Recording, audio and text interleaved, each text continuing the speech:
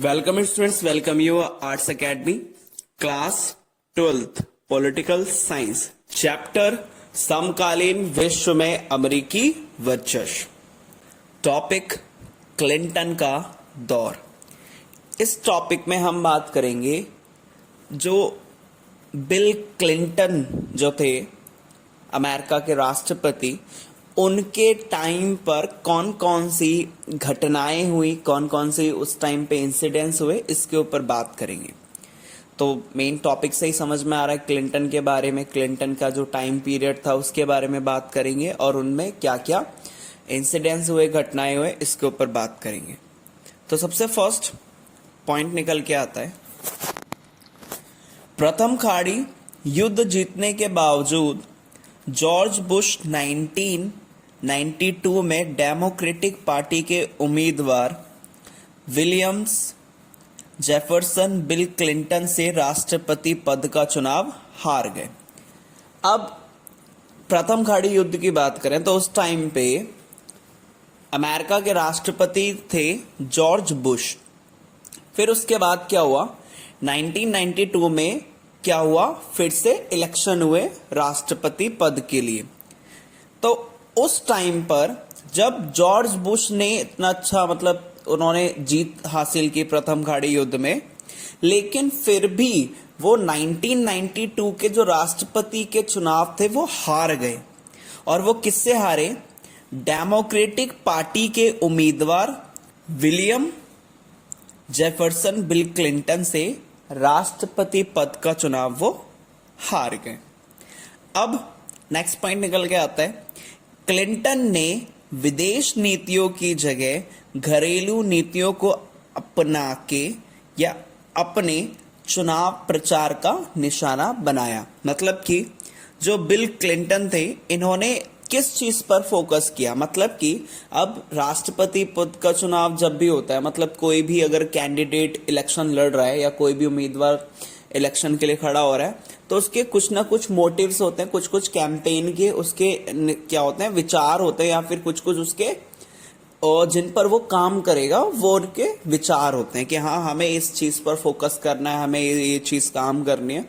तो हर एक उम्मीदवार के अपने एक उद्देश्य होते हैं। तो सेम क्लिंटन ने अपने उद्देश्य क्या रखे, इन्होंने विदेश नीतियों की जगह घरेलू नीतियों पर काम करने का, कि काम ज्यादा करने का इन्होंने निश्चय किया। इसी के साथ साथ इन्होंने उसी चीज को अपने इलेक्शंस में भी दिखाना शुरू कर दिया।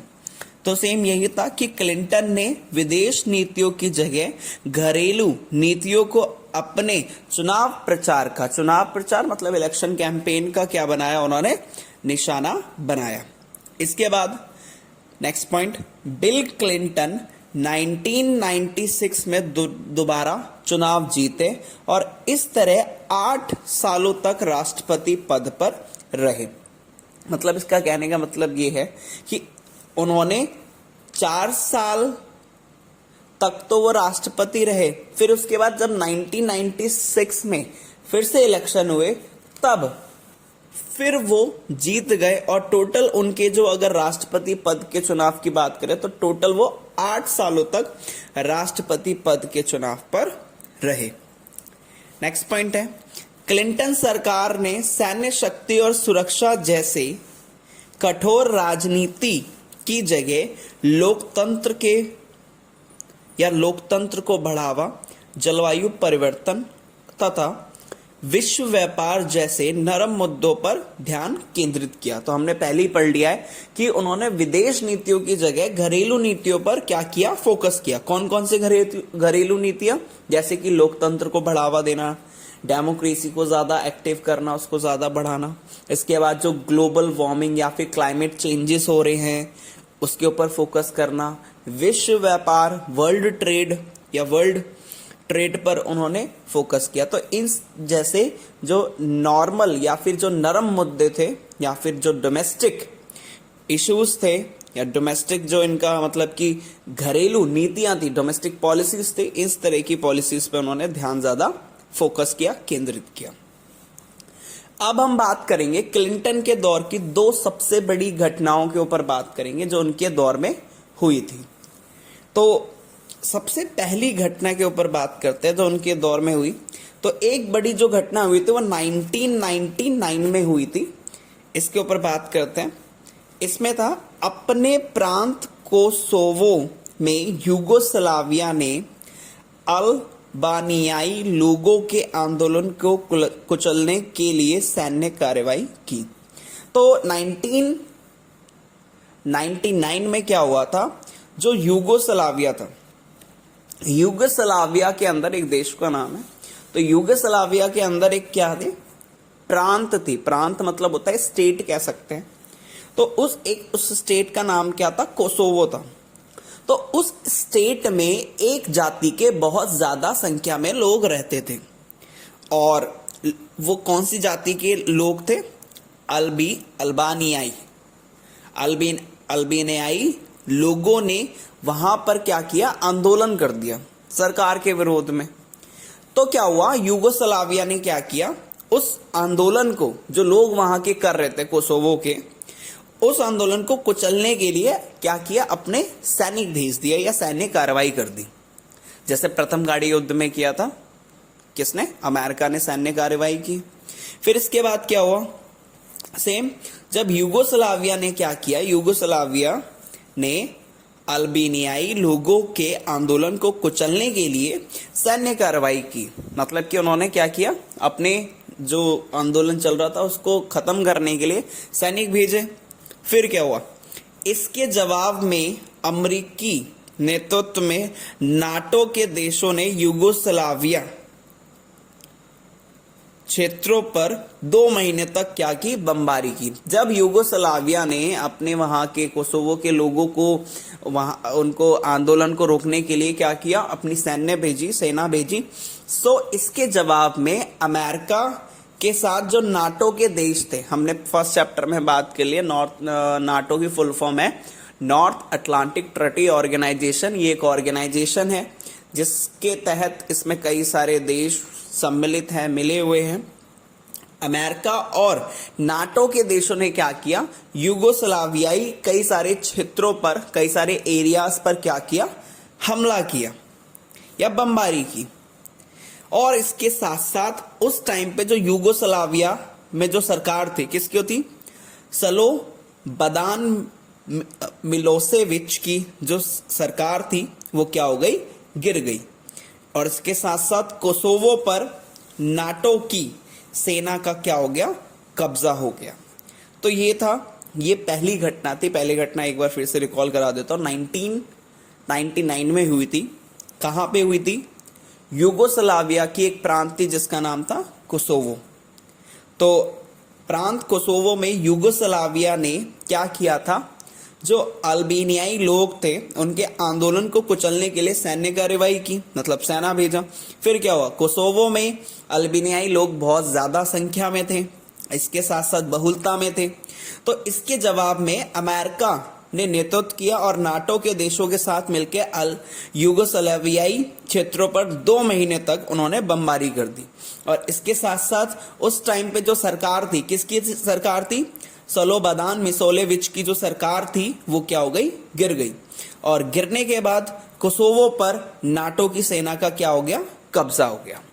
तो ये आपसे पूछ सकता है कि पहली उनकी या फिर मेन पहली घटना कौन सी थी, उसके बारे में बताइए। क्लिंटन के दौर की पहली घटना के बारे में बताइए, या फिर मेन ये भी पूछ सकता है कोसोवो संकट के बारे में बताइए।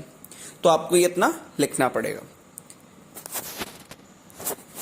इसके बाद दूसरी घटना के ऊपर बात करते हैं। तो क्लिंटन के दौर में दूसरी बड़ी सैन्य कार्रवाई के ऊपर बात करते हैं। तो कहां पे हुई थी, तो इसमें जो कार्रवाई हुई थी वो नैरोबी में केनिया और दार एस सलाम में तंजानिया। नैरोबी के अंदर केनिया और इसके साथ साथ दार एस सलाम के अंदर तंजानिया के अमरीकी दूतावासों पर बमबारी के जवाब में 1998 में हुई थी। मतलब क्या हुआ था कि नैरोबी के अंदर केनिया और इसके साथ साथ दार एस सलाम के अंदर तंजानिया, इन दोनों ही जगहों पर अमेरिका के दूतावास केंद्र थे। दूतावास केंद्र जैसे कि कई सारे, जैसे देश क्या करते हैं, अपने छोटे छोटे ऑफिसेस या गवर्नमेंट ऑफिसेस बनवा लेते हैं दूसरी कंट्री के अंदर। दूतावास जो होते हैं, मतलब कि गवर्नमेंट मतलब क्या करती है, कंस्ट्रक्ट करती है अपने अपने एम्बेसी वहां पे सेटअप करती है अपने ही, मतलब उससे अगर आपको कोई रिलेटेड कोई भी इशू है होता है तो आप वहां पे जाके अपने कंट्री से जो भी आपका ऑफिस है उससे बात कर सकते हैं। जैसे कि अगर बात करें तो कई सारी कंट्रीज में होता है, जैसे कि अगर इंडिया की बात करें तो दिल्ली के अंदर कई सारे इजराइल या फिर मेन इराक हो गया, ईरान हो गया, दुबई, तो इनके छोटे छोटे दूतावास बने हुए हैं। ऐसे अमेरिका के भी, तो अमेरिका के कहाँ थे, केनिया और इसके साथ तंजानिया, इन दोनों जगह अमेरिका के क्या थे, ऑफिस थे, गवर्नमेंट ऑफिस, या फिर ये भी समझ सकते हैं दूतावास लिखिए। तो वहां पर क्या हुआ था, 1998 में बमबारी हुई, मतलब कि उस पर क्या हो गया, हमला हो गया। अब हमले का शक किस पे गया, तो हमले का जो शक गया वो अलकायदा पे गया। अलकायदा क्या है, अलकायदा एक आतिवादी इस्लामी विचारों से प्रभावित आतंकवादी संगठन है। मतलब कि अलकायदा क्या है, सिंपल भाषा में क्या है, एक टेररिस्ट ग्रुप है, आतंकवादी संगठन है। तो जो अलकायदा है, अलकायदा पर पूरा शक गया कि अलकायदा ने क्या किया है, मेन उन दूतावासों पे, अमेरिका के जो दूतावास हैं उस पर क्या किया है, हमला किया है। तो पूरा का पूरा जिम्मेदार किसको ठहराया गया, अलकायदा को ठहराया गया। इस बमबारी के कुछ दिनों के बाद या कुछ दिनों के अंदर राष्ट्रपति क्लिंटन ने क्या एक ऑपरेशन चलाया, किसके जवाब में, जो ये बमबारी हुई थी उनके दूतावास केंद्र पे, उसके जवाब में कुछ दिनों के अंदर राष्ट्रपति क्लिंटन ने ऑपरेशन इनफाइनाइट रीच का आदेश दे दिया।